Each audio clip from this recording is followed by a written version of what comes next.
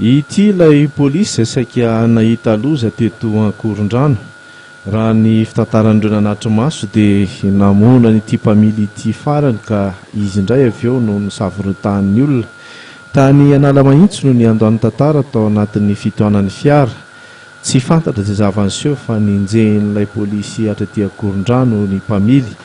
Taorian'izany dia teo no niseho ny fikasihan-tanana. Raha ny fitantarana nanatitra maso dia polisy telo no nikaso tanana n'ilay mpamily.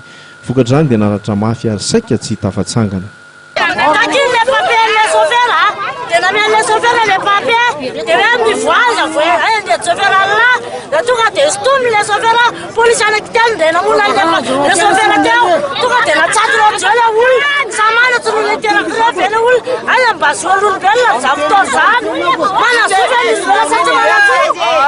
Hitan'ireo manodidina moa zava-niseho ka dia maro olona nitezitra ka nirohatra ary nitangorona teo amin'ilay polisy.